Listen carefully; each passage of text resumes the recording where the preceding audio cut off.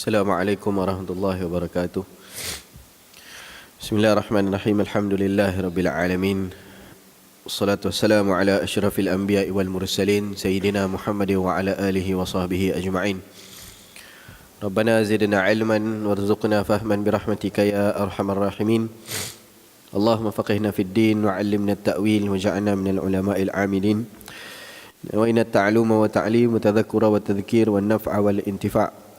والإفادة والاستفادة والحث على التمسك بكتاب الله وسنة رسوله والدعاء إلى الهدى والدلالة على الخير ابتغاء وجه الله ومرضاته وقربه وثوابه سبحانه وتعالى آمين اللهم آمين. Alhamdulillah, syukur pada Allah Subhanahu wa taala. Allah bangunkan kita di pagi yang mulia ini untuk masih lagi Allah kekalkan kita dalam nikmat Islam, iman, dan juga dikurniakan kita kesihatan, taufik, inayah, riayah untuk kita mengerjakan ketaatan kepada Allah Subhanahu wa taala. Mudah-mudahan segala ketaatan yang kita persembahkan kepada Allah diterima oleh Allah Subhanahu wa taala. Amin Allahumma amin. InsyaAllah kita mengisi sedikit masa pagi kita dengan waktu yang didoakan oleh Nabi SAW dengan keberkatan Allahumma barik li ummati fi bukurihim, ya Allah berkati umatku pada waktu pagi mereka. Mudah-mudahan waktu pagi yang berkat ini kita mulakan dengan sesuatu yang bermanfaat untuk kita menuntut ilmu Allah Subhanahu wa taala, untuk kita isikan sedikit masa kita untuk kita tahsin, menambah baikkan kualiti agama kita insya-Allah. Kita sambung pengajian kitab kita Bidayatul Hidayah yang dikarang oleh Al-Imamul Ghazali rahimahullahu taala. Wa nafa'ana bi'ulumihi wa ulumi masyayikhina fid daraini amin. Dalam bab adab-adab mengerjakan sembahyang. Tuan-tuan punya muka surat berapa? Area saya punya 91 86 ya. Perenggan yang kedua, cari di situ, dan apabila hatimu masih tidak mahu hadir.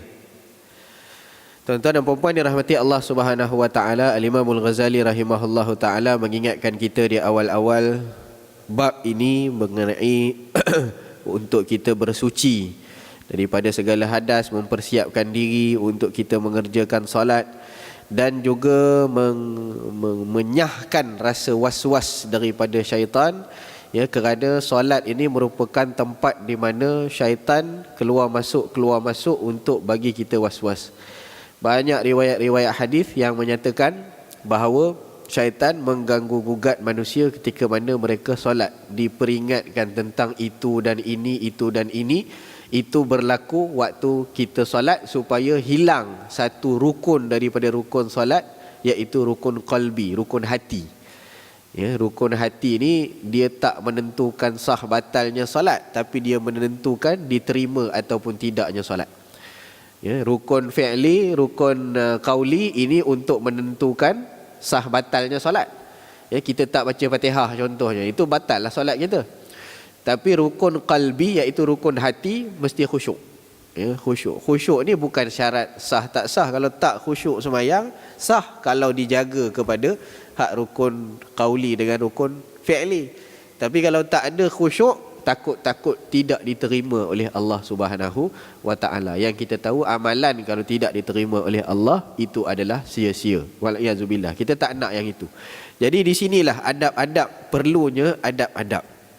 Supaya apa? Supaya sembahyang kita itu boleh kita dapatkan apa yang namanya khusyuk. Jadi nak hilangkan was-was, hadirkan hati, buang kelalaian-kelalaian, buang dunia seluruhnya, ya, buang pangkat kita, buang apa sahaja concern kita terhadap sesuatu. Sembahyang adalah munajat khusus di antara kita dengan Allah Subhanahu wa taala. Ya. Baik, berkata pengarang kitab rahimahullah, dan apabila hatimu masih tidak mahu hadir, maknanya duk lalai lagi lah, dan anggotamu tidak mahu tenang, maka ini adalah berpunca daripada kurangnya makrifatmu terhadap kebesaran dan keagungan Tuhan. Baik, jadi Imam Ghazali nak bagi tahu pada kita, kalau kita semayang, sebelum semayang tu pun ataupun tengah semayang tu pun, ya, anggota tu jadi tak tenang, ataupun hati juga tak dapat hadir.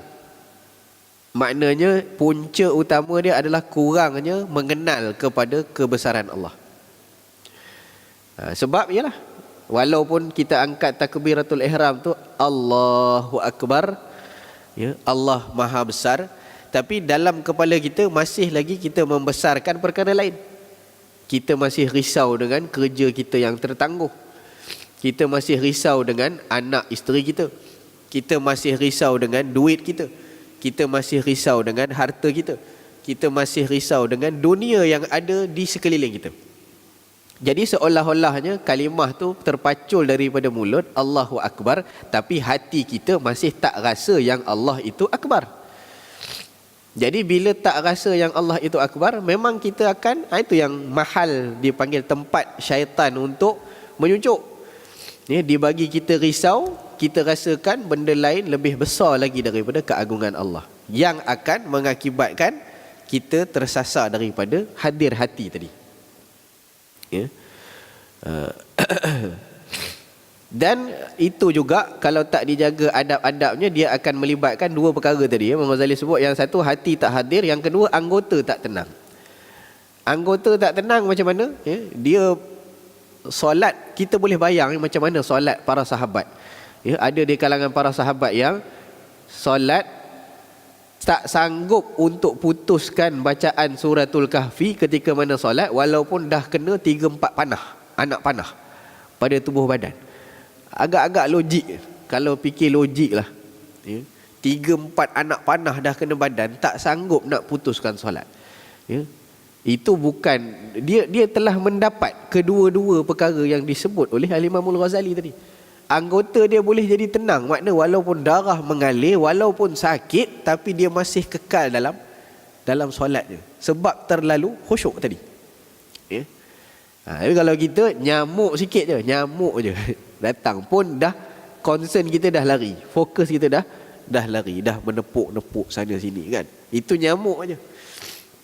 Ya. Jadi anggota tenang. Begitu juga orang yang dia tak jaga adab-adab sebelum dia masuk solat. Contohnya, antara adab masuk solat adalah menjaga kepada kerukunan ataupun kesopanan pakaian kita ketika mana kita solat. Kan, pakaian solat. Kalau kita pakai baju yang kita pergi jalan-jalan, baju biasa, ya, kadang-kadang anak-anak muda sekarang lagi lah suka t-shirt singkat kan. Saya ingat di sini pun tiap-tiap kali Jumaat diperingatkan, ya, bagi mereka yang memakai t-shirt yang singkat, berhati-hati, takut aurat anda terbuka di bahagian belakang menyebabkan solat anda tidak sah. Ya, diperingatkan.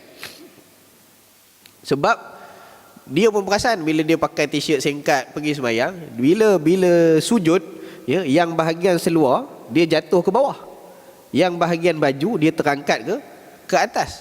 Jadi dah buka ruang, yang kita pun tak pasti ruang tu berkemungkinan akan terlajak daripada ruang aurat kita antara pusat dan lutut.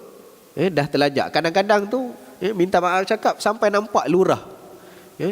Lurah punggungnya sampai boleh nampak bila sujud. Sebab ditarik seluar tu bila sujud memang akan tertarik. Seluar jin pula hak jenis yang rendah dia punya cawat tu. Baju singkat. Jadi bila sujud nampak aurat. Nampak aurat maka tidak sah solat. Kadang-kadang tu dia tahu tapi masuk solat, pergi masuk kepada dalam saf, ini takut ternampak ni. Jadi waktu solat tu sendiri syaitan dah duk bisik dah. Engkau kan ada ilmu, dah mengaji hari tu, yang kalau terbuka aurat bahagian belakang ni semayang tak sah. Jadi dia semayang, hati dia hadir ni, nak menjaga kepada kerukunan solat, tapi semayang anggota duduk sibuk tarik, tarik baju bahagian belakang. Kan semayang tu jadi nampak tak cantik. Dia semayang tapi duduk sibuk tarik t-shirt je. Bila bangun tu tarik balik t-shirt, lepas tu rasa tak selesa je dengan. Sebab tu kalau dijaga adab tu daripada mula, anggota tu tenang. Nabi kana ahabbu thiyabi ila Rasulillah sallallahu alaihi wasallam al-qamis. Baju yang paling disukai Rasulullah adalah gamis. ya, baju kemeja. Kemeja maknanya macam kita pakai lah baju Melayu, ya, ataupun kurta hak labuh sikit menutup kepada peha, ataupun jubah hak labuh sampai buku lali. Kalau kita pakai baju Melayu ataupun pakai jubah, pernah tak kita risau duduk terbuka belakang? Tak ada kan? Kita pun tenang, tak pernah terfikir pun kita sujud yang akan terselak di belakang. Maknanya apa? Anggota kita jadi tenang. Ya. Kopiah sama juga di kepala kan? Ya. Kita pun pakai pergi semayang sarung kopiah pakai. Kalau rambut pendek apa semua okey lah. Ada orang rambut panjang, budak-budak muda kita, kopiah pun tak ada. Ya, pergi semayang. Pergi semayang dalam solat tu yang diiyakannya rambut dia lah. Ya. Sebelum sujud tu duduk selak, takut-takut dia tahu hukum yang kalau tertutup dahi sujud tak sah sujudnya. Ya, jadi sebelum sujud duduk selak rambut. Ya, lepas bangun daripada sujud pula berdiri balik duduk kibeh rambut macam iklan shampoo. Jadi kan anggota tu nampak tak tenang tu. Ya, sebab dia sibuk dengan perkara-perkara yang tak sepatutnya disibukkan di dalam solat. Jadi sebab tu Imam Ghazali bagi tahu pada kita untuk menjaga adab-adab sebelum kita mengerjakan solat, supaya apa? Supaya kita dapat minimumkan tempat syaitan duduk cucuk kita. Minimumkan. Jadi kata Al-Imam Al-Ghazali rahimahullah, hatimu kalau tak mahu lagi hadir, maknanya itu adalah disebabkan kurangnya makrifatmu terhadap kebesaran dan keagungan Tuhanmu. Jadi orang yang dia nak agungkan Tuhan dia, dia pasti tahu, ya, bahawa solat ini adalah tempat untuk dia membesarkan Tuhannya. Imam Ghazali datangkan analogi. Cuba engkau bayangkan,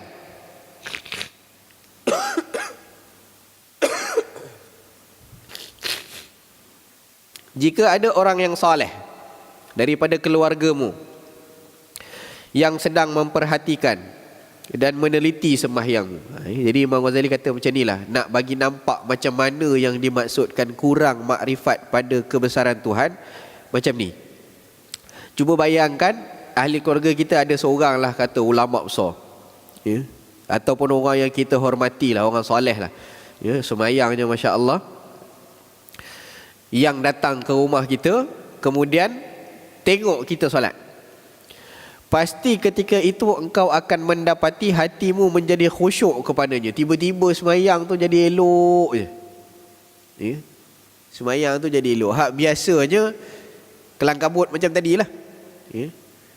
Kelang kabut macam tadi. Tapi bila ada orang soleh yang dia pun tahu, oh, orang ni jaga sungguh semayang ni, kalau aku semayang lebih kurang ni, sekarang sekejap lagi adalah benda-benda yang dia tegur. Hak paling kurang pun semayang pakai kain pelikat, tak pakai baju. Boleh tak orang semayang macam tu di hadapan orang yang dia hormati? Tak. Paling kurang dia pakai proper sikit lah, ya, kalau ada orang yang dia hormati.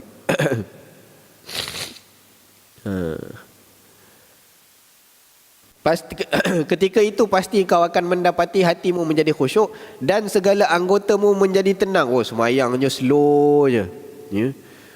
Angkat takbir pun, oh, dia jaga sungguh hak-hak takbir tu. Hak yang biasa semayang tu tak diambil tahu sangat pun, ya. Tapi bila ada orang tengok ni, ya, Allah, sama taraf, bagi pastikan betul ni, sama dengan telinga, ya.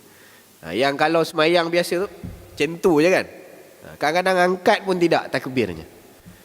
Jadi ini sunnah, ya, mengangkat takbir ni betul-betul lah dengan adab. Allahu Akbar. Ni. Jadi kalau semayang orang yang dia acuh tak acuh, dia tak menjaga kepada perkara tersebut, itu ya, turun pun, ya, macam tu je. Allahu Akbar. Itu pun kalau angkat. Kalau tak angkat lagi banyak lah, ya. Jadi anggota pun jadi tenang di hadapan orang. Oleh itu kembali engkau menasihati dirimu. Jadi tengok, kalau ada orang macam tu, kita buat macam tu pula. Jadi tolonglah, kata Imam Ghazali, kembalilah, nasihatkanlah dirimu balik dan katakanlah padanya, wahai nafsuku, tidakkah engkau merasa malu kepada Allah, Tuhanmu yang menciptakanmu, Betapa engkau boleh malu di hadapan manusia yang lemah.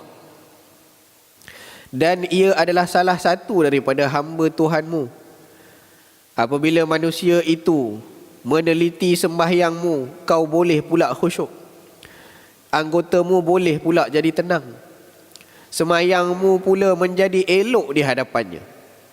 Sedangkan dia tu, yakni orang soleh tadi tu, yang tengok tadi tu, tidak memiliki apa-apa pun. Maknanya kalau kita sembahyang elok depan dia, ada dia bagi pahala kat kita? Tak ada kaitan langsung. Ya. Kalau dia bagi pun habis-habis dia puji depan orang lain. Pujian tu adakah apa-apa manfaat pujian dia pada kita, pada orang lain? Ada manfaat? Tak ada manfaat. Ya. Sebab kalau di sisi Allah tak ada apa-apa, tak ada apa. Pujian orang sama ada kita bagus ke, kejian orang sama ada kita buruk tak elok, kedua-duanya tak ada manfaat kalau itu perkara tidak diredai oleh Allah Subhanahu wa taala. Ya. Jadi Imam Ghazali suruh pesan, kalau dah jadi macam tu, pesan kat diri sendiri. Ya. Malulah sikit. Ya. Dekat orang pula engkau malu, dekat Allah engkau tak rasa apa-apa. Sedangkan dia tidak memiliki apa-apa orang tu, dan tidak dapat memberi sebarang kemudaratan atau kemanfaatan kepadamu. Yang boleh bagi manfaat, boleh bagi mudarat kan Allah. Tapi kita lebih besarkan orang pula. Kemudian betapa engkau tidak malu kepada Allah Tuhanmu yang mengetahui segala rahsiamu. Orang tu, orang yang datang tu, mungkin dia datang first time, dia tengok kita, dan dia pun puji orang, bagus tuan rumah ni solat Masya Allah, terjaga, elok, kemas. Dia balik pun dia cerita ke anak isteri dia, abang tadi pergi rumah orang ni Masya Allah solatnya dia, khusyuk lah nampaknya solatnya. Orang boleh cerita apa yang dia nampak. Nahkumu bidzawahir. Orang menghukum dengan zahir. Zahir kita buat elok, orang nampak elok, orang puji elok. Tapi yang tahu rahsia kita sebenarnya siapa? Allah. Yang tahu solat kita dalam tu, kita duk fikir nak elokkan solat sebab nak elokkan pandangan orang pada kita tu siapa? Allah. Ya, Allah.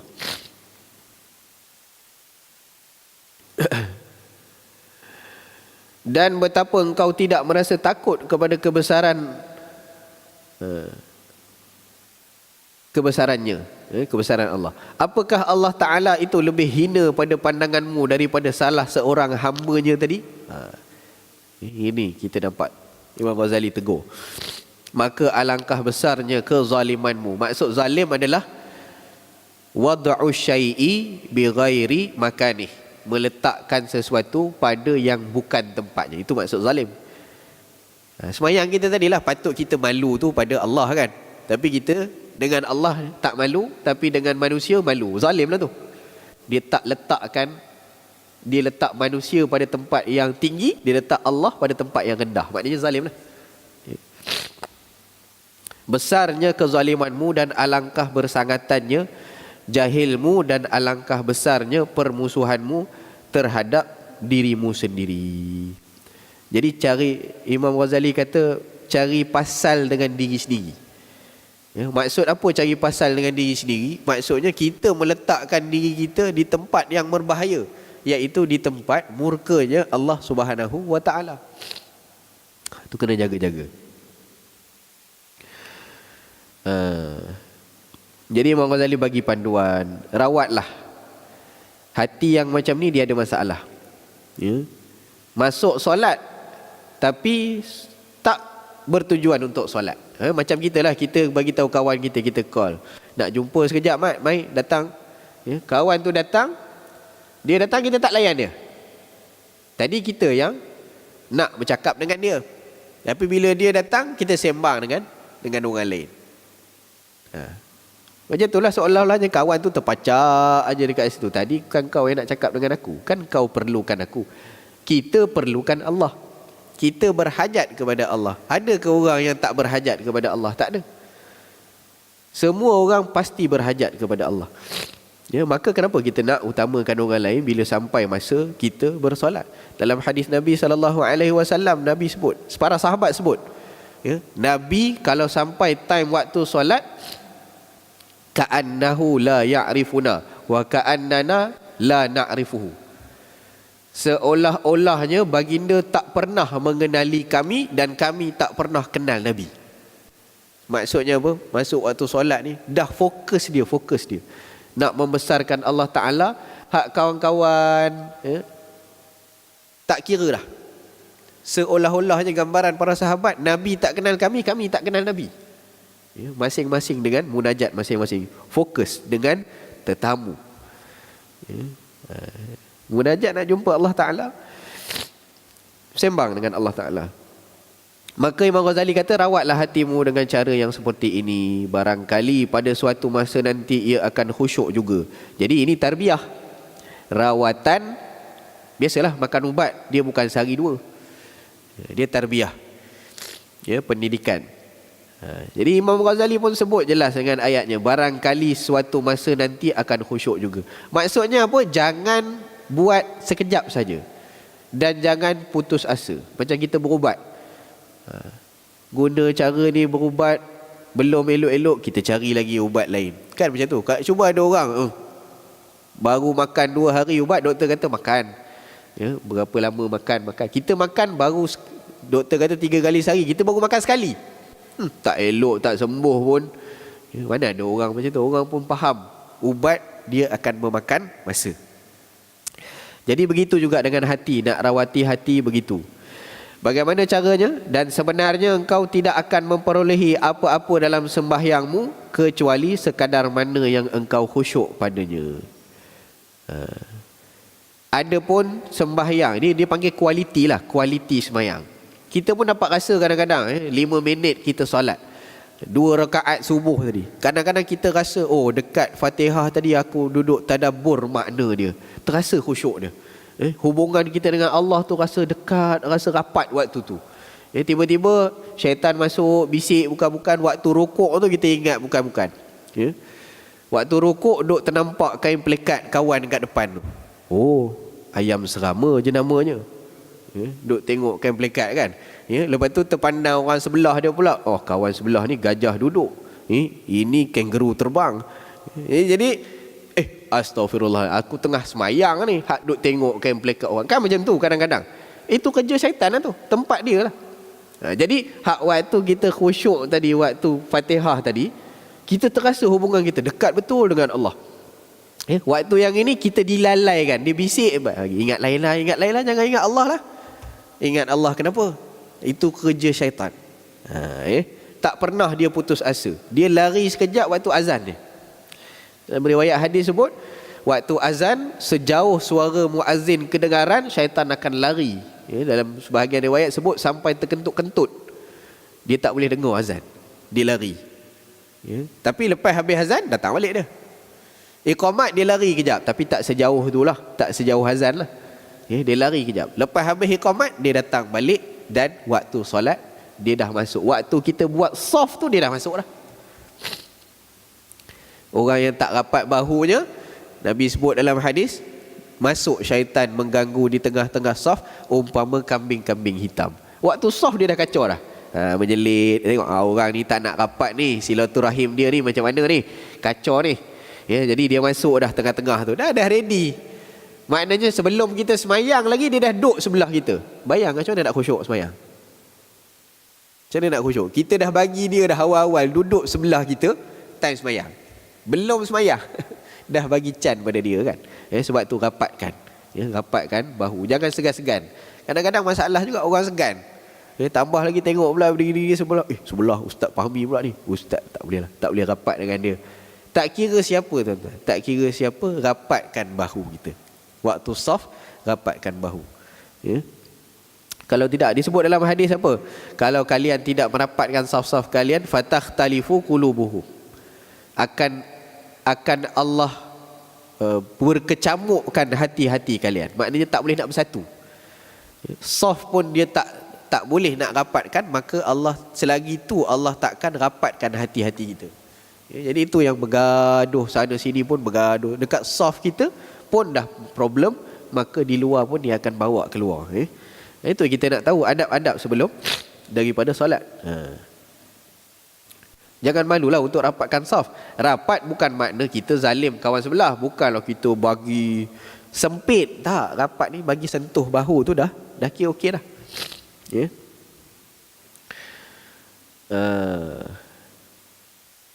Kita tengok macam mana seorang ulama wali Allah yang namanya Hatim Al-Asam.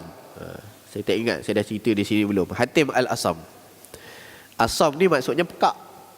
Dia pekak. Hatim Al-Asam. Ma'ruf Hatim Al-Asam ni dia digelar dengan Al-Asam tu kerana suatu perkara yang dia buat untuk mempertahankan maruah wanita. Ya. Hatim si pekak, ulama besar. Satu ketika seorang wanita datang nak tanya soalan pada dia. Wanita tu sambil tanya soalan terkentut. Ya, terkentut. Jadi malulah orang perempuan, malu. Kalau orang lelaki mungkin boleh buat selamba je, tapi orang perempuan dia malu. Tapi Hatim Al-Asam yang jelas dengar kentut ni bukan kentut hak keluar bau je tak keluar bunyi, tak apa. Ya. Boleh tuduh orang lain kan. Kalau keluar bau je, siapa punya kerja ni? Tak tahu siapa punya kerja kan. Tapi kentutnya bunyi tu meriah. Bunyi kuat lah, kan, macam tu. Memang tak ada orang lain lah, memang dia. Jadi merah muka perempuan tu, malu. Jadi Hatim yang melihatkan kepada perkara tersebut, melihat ini adalah maruah wanita ni untuk dijaga. Jadi Hatim dia buat pekak. Dia tanya balik pada wanita tu. Apa dia? Kau tanya apa tadi? Boleh kuatkan sikit suara tak? Boleh kuatkan sikit suara. Jadi wanita ni bila dengar macam Allah, alhamdulillah pekak rupanya Tok Syekh ni. Mesti dia tak dengar aku melepas tadi. Lega dia. Ya, lega. Jadi mulai daripada saat itu Hatim Al-Asam setiap kali dia mengajar ataupun apa, dia memang akan selalu cakap, tolong cakap kuat sikit, tolong cakap kuat sikit. Apa dia? Tolong cakap kuat sikit. Dan dia berada dalam keadaan itu selama 15 tahun, tuan-tuan. Selagi umur wanita tu masih ada. Maknanya sepanjang umur perempuan tu masih hidup, dia buat macam tu. Dan perempuan tu tak pernah tahu pun. Memang dia menganggap Hatim adalah seorang yang pekak sehinggalah kepada kematian dia. Lepas daripada dia meninggal perempuan tu, barulah Hatim jadi macam biasa balik. Tengok hebatnya. Dia nak jaga maruah, hanya nak jaga maruah seorang wanita. Hatim ni dia ada sebutkan, ada seorang anak murid dia datang tanya pada dia, wahai Hatim, bagaimana engkau bersolat? Ini kita nak ambil menarik macam mana dia bersolat. Jadi bila tanya pada Hatim, bagaimana persediaanmu untuk solat? Sebelum aku solat, aku bertaubat daripada beberapa perkara. Ya, aku buang hasad, aku buang dunia, aku buang pergantungan aku kepada orang lain. Ya, dicuci hati-hati daripada sifat-sifat mazmumah, sifat riak. Dia ada sebutlah beberapa perkara, dicuci hati. Kemudian aku akan berdiri di dalam saf. Kalau jemaah, kalau sembahyang seorang, aku akan berdiri dalam keadaan yang penuh, berdiri tegak dalam keadaan yang penuh khusyuk. Dan aku beranggapan bahawa Allah Subhanahu Wa Taala berada di hadapanku. Dan aku menyangkakan, aku membayangkan bahawa syurga itu berada di kananku. Aku membayangkan neraka berada di kiriku. Aku membayangkan di kedua tapak kakiku ada titian sirat yang aku akan melaluinya. Aku membayangkan di belakangku ada malaikat maut yang sedang mengejarku. Ni sebelum sembahyang ni. Waktu tengah berdiri tu je, dia dah bayangkan keadaan tu. Ya. Kemudian aku mengangkat takbir dengan membuang segala-galanya, melainkan ku besarkan Allah Subhanahu Wa Taala. Bila dah rasa macam tu, hadirkan hati macam tu, cara dia hadirkan hatilah. Ya. Aku angkat takbir dengan membesarkan Allah Subhanahu Wa Taala. Kemudian aku baca suratul Fatihah dengan ku tadabburkan maknanya satu persatu. Aku membaca surah daripada ayat Al-Quran dan ku tadabbur maknanya satu persatu. Aku rukuk kemudiannya dengan aku merendahkan diriku, menghinakan diriku di hadapan Allah. Aku sujud menyembah ke bumi dengan penuh pengharapan dan kehinaan sebagai seorang hamba mengharapkan Allah ampunkan aku. Aku memuji Allah di dalam sujudku. Ya. Kemudian aku mengakhiri solatku dengan tahiyat yang ku bacakan dengan penuh pengharapan. Ya, sebab dalam tahiyat kan banyak salawat, salam, ingatkan kepada Rasul, ya, ingat pada Nabi, ingat kepada hamba-hamba Allah yang saleh yang lain. Assalamualaikum wa ala ibadillahis salihin. Kan semua itu adalah harapan-harapan kita. Dan aku akhiri solatku dengan ku berikan salam. Itulah setiap kali selama beberapa puluh tahun aku bersolat, itulah tiap kali solat aku. Ya. Jadi orang yang datang tanya ni dia sebut apa? Dia sebut, wahai Tuhan, aku rasa tak ada orang lain sembahyang macam kau. Ya, maknanya tiap kali kita berdiri tu kita nak bayang macam tu, saya rasa memang tak ada. Hatta saya yang dah pernah terbaca sendiri pun, tiap-tiap kali sembahyang masih tak dapat lagi kita buat, hadirkan hati seperti mana dia buat. Bila teringat kita buat. Maknanya bila waktu-waktu yang itu kata tadi tu, kalau kita kurang khusyuk adalah sebab apa? Kurangnya makrifat kita kepada kebesaran ataupun keagungan Allah Subhanahu wa taala. Ya. Sebab tu solat ni jadi awwaluma yuhasabu yaumal qiyamah, hari benda pertama yang dihisap di hari kiamat. Elok solat, eloklah benda-benda lain kan. Ya, elok solat, elok benda lain. Sikit lagi tuan-tuan. Jadi Imam Ghazali bagi tahu pada kita, rawatlah hati. Dia masalah dia dekat hati. Ya, masalah dekat hati. Kita boleh cubalah ikutlah panduan Hatim Al-Asam tadi. Ya, setiap kali kita nak solat, kita cuba bayangkan macam tu. Ya, kanan syurga, kiri neraka, bawah ada titian sirat. Ya, belakang malaikat maut kejar kita. Dan kita menghadap Allah Subhanahu wa taala. Bukan kata kita meletak Allah di arah, tidak. Ya, Allah tidak ada arah, tidak ada tempat. Tapi seperti mana tawaduknya kita bila menghadap orang yang mulia. Ya, kalau kita jumpa raja ke, khusus pergi menghadap raja, ya, pun mana boleh duduk pandang, tengok atas, tengok bawah, mana ada. Ya, orang dengan protokol ada pergi jumpa raja di istana kan. Ya, istana pun ada protokol. Ya, apatah lagi kita bersolat. Ini adalah pertemuan kita dengan Allah SWT, raja kepada segala raja. Dan sebenarnya ada pun sembahyang yang dikerjakan dalam keadaan lalai, kata Imam Al-Ghazali, dan lupa, maka sebenarnya sembahyang itu sendiri masih perlu kepada istighfar. Sebab tu kita lepas habis solat kan kita istighfar. Nabi istighfar 3 kali. Istighfar ni untuk tujuan apa? Kita sembahyang buat taat kan? Buat taat ke buat dosa? Kenapa lepas sembahyang kena istighfar pula? Bukan buat dosa kan? Ya. Beza dengan sama juga doa masuk tandas kan, keluar tandas doanya ghufranakal hamdulillah, ghufranak, minta ampun dulu. Masuk tandas buat dosa ke? Bukan, kita bukan buat dosa. Ya, tapi takut ada buat yang makruh kan. Sebab tu kita minta ampun, sebab makruh dibenci Allah. Minta ampun. Begitu juga kita istighfar lepas solat, lepas buat taat. Kenapa kena istighfar? Sebab takut dalam solat kita ada benda-benda macam tu lah. Benda-benda yang melalaikan kita, ya, kekurangan-kekurangan yang kita buat, kita minta maaf lah dengan Allah. Astaghfirullahaladzim, ya Allah, hak aku lalai duk teringat, duk tengok ke kain plekat orang tadi, ya Allah, kurang sembahyang aku. Astaghfirullah, minta ampun ya Allah, ampunkanlah kekurangan aku hamba yang lemah.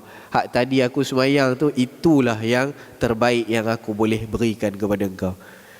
Dah kita rasa kurang, apa pula kita buat? Biasanya kalau kita kurang kan, kita pergi makan, kurang bayar, biasanya kita top up lah. Sama juga dalam solat, dah kita istighfar, minta ampun, kita rasa, kita sedar solat kita kurang kan, tambah dengan sembahyang sunat kan, tu rawatib tu. Tu tujuan sembahyang rawatib tu, untuk tampung mana-mana yang kurang daripada solat fardu kita. Itu tujuannya. Sebab tu Nabi tak pernah tinggal rawatib. Cubalah macam mana pun untuk kita buat rawatib solat qabliyah ba'diyah tu. Sebenarnya sembahyang itu sendiri masih perlu kepada istighfar dan kafarah bagi menyempurnakannya. Ini kaedah lah ulama-ulama kita dulu pun ajar. Kalau antara kaedah kita buat denda sendiri pada diri kita, kafarah. Kalau semayang tu rasa tak khusyuk, kita buat denda sendiri. Kalau aku semayang tak khusyuk ni, aku kena tambah 2 rakaat lagi duha. Contoh macam tu kan. Yang itu top up dengan ibadah satu. Sebahagian ulama kita mengajarkan denda dengan benda yang kita sayang, supaya kita ni rasa bernilai sikit. Maknanya apa? Kalau semayang aku ni tadi ada aku ingat benda lain, aku nak sedekah RM2. Ya? Kalau jenis kita sayang duit kan, ya? Denda. Kalau aku tak dapat takbiratul ihram semayang awal waktu hari ni dengan imam, aku kena sedekah pada orang RM10. Dia wajibkan pada diri dia untuk sedekah. Denda tadilah, kafarah tadi. Ini tujuan tarbiyah ni, mendidik diri sendiri. Ini para ulama kita ajar. Ya? Ada kesan dia, ada kesan dia. Kalau kita boleh buat, kalau kita boleh disiplinkan diri, tak payah cerita kat orang, kita sendiri-sendiri je lah. Kita sendiri-sendiri. Tujuan dia bukan apa, tujuan dia supaya kita dapat solat yang khusyuk tadilah dan sempurna. Dan apabila hatimu telah hadir, jadi dah dapat. Kalau dah dapat, maka jangan lupa untuk engkau membaca iqamah, walaupun jikalau engkau hanya semayang sendirian. Jadi sunat hukum dia. Kita nak semayang seorang-seorang pun, ya, sunat untuk kita qomat juga, iqamah. Dan apabila engkau semayang berjamaah, maka hendaklah engkau azan, kemudian diikuti dengan iqamah, lalu berniatlah dan katalah olehmu di dalam hatimu, uaddi ataupun usalli fardaz zuhri lillahi ta'ala. Ini yang paling kurang lah, ya, 3 perkara ni. Usalli, aku nak semayang. Farda, ini penentuan dia. Dan juga fardu apa? Fardu zuhur. Ya, lillahi ta'ala tu tak perlu sebut pun tak apa. Memang semayang kita bukan untuk lain, untuk Allah aja. Ya, yang paling kurang disebutkan dalam niat adalah usalli fardaz zuhri. Bukan sebut dengan lafaz mulut, tapi juga dengan hati lah. Hati tu tahu nak buat apa. Aku yang pertama aku nak semayang. Semayang apa? Fardu ke sunat kena tentukan. Fardu, lepas tu fardu apa? Subuh ke zuhur, asar, maghrib, isyak. 3 benda ni je yang wajib dalam niat. Ya? Dan hendaklah niat itu hadir di hatimu ketika engkau takbir. Dan jangan sampai niat itu hilang sebelum engkau selesai daripada lafaz takbir. Jadi ni orang panggil masuk niat ni. Yang pentingnya, sebab niat ni adalah fi'lu syai'in muqtarin bi fi'lin. Itu dia punya takrifan istilah niat. Apa namanya, qasdu syai', nak buat sesuatu diniatkan waktu betul-betul muqtarin, waktu nak buat tu. Itu niat. Itu niat. Jadi waktu kita angkat takbir tu lah, dalam tu Allah ni aku nak semayang zuhur, semayang fardu zuhur. Allahu akbar. Tapi yang talaffuz bin niat, melafazkan niat dalam mazhab kita, dia membantu kepada masuk niat tadilah. Sebelum semayang tu kan, salli fardhu zuhri 4 rakaat. Allah kan kita sebut itu. Hak talaffuz tu sebelum, tapi niat tu dalam hati waktu takbir. Ya, waktu takbir. Tapi ada pandangan daripada ulama kita bagi orang was-was. Kadang-kadang salah juga takbir, was-was dia. Tak masuk. Allah.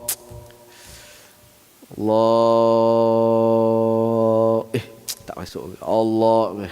Orang macam ni 5-6 kali takbir tak masuk-masuk, nak hindarkan daripada was-was, dia boleh niat sebelum itu sikit. Sebelum lah, betul-betul sebelum angkat takbir tu dia niat, aku ni nak sembahyang zuhur. Allahu akbar. Pendek je dah, cukup. Ya. Supaya apa? Supaya dia hilang was-was tadi. Kalau kita yang boleh masuk ni tak ada masalah. Allah, bukan susah. Waktu takbir tu dalam hati aku nak sembahyang fardu zuhur. Itu je. Bukan susah pun sebenarnya niat ni. Allahu akbar. Yes. Kalau niat ni, ayat senang ni apa? Kita tahu apa kita nak buat. Maknanya kalau tiba-tiba ditanya lah, kalau tiba-tiba tengah-tengah semayang kita ditanya, kau ni tengah buat apa ni? Kita tengah semayang kan. Kita kalau boleh jawab lah, jawab tu batal, memang tak boleh jawab lah. Tapi kalau boleh jawab, aku ni tengah semayang zuhur 4 rakaat fardu, tu ikut imam. Kalau kita boleh jawab, maknanya kita tahu apa kita buat. Itu maksud niat tu. Beza dengan orang yang dia tak niat, maksudnya dia rukuk tapi orang tanya, kau tengah buat apa? Aku pun tak tahu, duk tengok-tengok kapet ni. Maknanya orang tu tak ada niat solat. Dia rukuk perbuatan solat, tapi tak ada niat solat, maka itu bukan solat. Ya. Jadi jelaslah, ya, itu bahagian niat. Kita mudahkan. Ya. Baik. Cukuplah tuan-tuan, kita berhenti kat situlah. Ya. Nanti dia akan masuk satu persatu. Ini tujuan dia adab-adab, jaga adab-adab dalam solat kita ni. Tak lain tak bukan, tujuannya itu adalah supaya kita mendapatkan apa yang dinamakan dengan khusyuk tadilah, khusyuk tadi. Jadi nak jaga khusyuknya solat ini, dia bermula bukan sahaja ketika solat, tapi bermula sejak daripada perjalanan kita daripada rumah lagi sebenarnya. Daripada rumah tu kita tanamkan azam, aku nak pergi ke rumah Allah, nak kutip pahala yang sempurna, nak tunaikan dengan khusyuk. InsyaAllah Allah bantu. Perjalanan ke masjid, banyakkan niat-niat yang baik di dalam hati. Kalau jumpa orang yang susah nak tolong, jumpa dengan kawan-kawan nak rapatkan silaturahim, sebenarnya niat-niat tu kena daripada awal lagi. Daripada awal melangkah ke masjid. Dah sampai masjid pula, nak zikir sebanyak mungkin, nak cuba dapatkan bacaan Quran, nak cuba jadi seorang pengikut yang taat. Pengikut yang taat macam mana tu? Makmum lah. Makmum kan mayan jemaah ikut imam. Pengikut yang taat lah, maknanya tidaklah nama dia nak pergi berjemaah tapi semayang dia laju lagi daripada imam. Maknanya itu bukan makmum pengikut yang taat. Ini semuanya tu ada perkara, panduannya, adabnya, tujuannya tak lain tak bukan adalah untuk mendapatkan redha Allah, dapatkan khusyuk dalam solat, ketenangan pada hati dan ketenangan juga pada anggota. Sebab semayang yang tenang, itulah semayang yang diterima oleh Allah Subhanahu wa ta'ala. Mudah-mudahan Allah kurniakan kita taufik, kurniakan kita hidayah, untuk kita mengerjakan ketaatan-ketaatan dengan sempurna, dengan baik, dan diberikan kita ketenangan dalam solat kita. Mudah-mudahan Allah terimalah segala solat kita dalam kekurangan-kekurangan yang kita lakukan dalam solat kita. Mudah-mudahan Allah tetap menerimanya dan mengampunkan segala-gala yang kurang daripada solat kita. Amin. Allahumma amin. Aqulu qawli hadha wa astaghfirullahal azim li wa lakum. Bismillahirrahmanirrahim. Alhamdulillahirabbil alamin. Wassalatu wassalamu ala asyrafil anbiya'i wal mursalin sayyidina Muhammadin wa ala alihi wa sahbihi ajma'in. Rabbana anfa'na bima 'allamtana, rabbi 'allimna alladhi yanfa'una wa zidna 'ilman wa 'amalan salihan. Rabbana atina fid dunya hasanah wa fil akhirati hasanah wa qina 'adzaban nar. Sallallahu ala sayyidina Muhammad wa ala alihi wa sahbihi wa baraka wa sallam. Alhamdulillahirabbil alamin. Assalamualaikum warahmatullahi wabarakatuh.